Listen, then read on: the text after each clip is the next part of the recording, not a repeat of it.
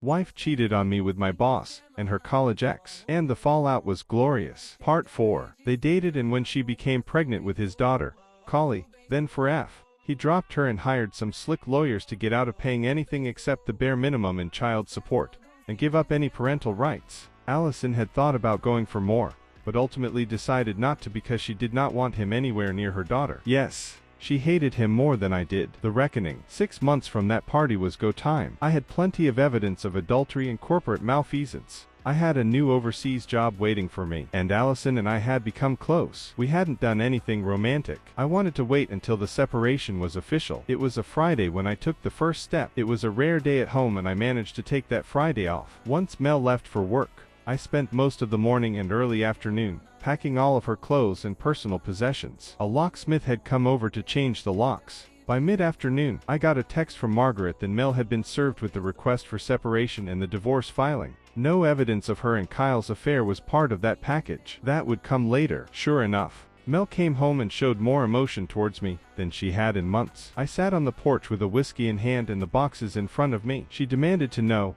what was going. How could I do this? We need to talk and work through this. Sure, babe, I thought, but didn't say. I pointed to the boxes and said we'll talk through lawyers. She collected the boxes and shoved them into her car before leaving. That was the first peaceful weekend I had in months. I grilled a nice thick steak and paired it with some high-end scotch. I also called key people like my siblings and parents to tell them what happened. My parents knew there was trouble, but I kept the explicit details from them. My brother and sister knew what Mel had done and were glad I pulled the divorce trigger. I also called Allison. She was happy for me, but she warned that Kyle may try something. I was counting on it. And it came Monday morning. I figured she ran to Kyle when left and told him about the divorce. After a couple of hours, in the office preparing to wrap my job up, I was summoned into a small conference room where Kyle, smug as ever, was waiting with an HR executive. It began with how management, meaning Kyle, had serious concerns about my performance. I was presented a document that they wanted me to sign to acknowledge my poor performance, and I would be demoted with a decrease in pay. I skimmed it, then tore it in two. Kyle and the HR rep were openly shocked. I took out a tablet and Bluetooth speaker and played a small file. It was in my living room, where Kyle and Mel, clearly visible, were making out. During their session, Kyle admitted that he had been giving me extra work and sent me out of town so they could have alone time.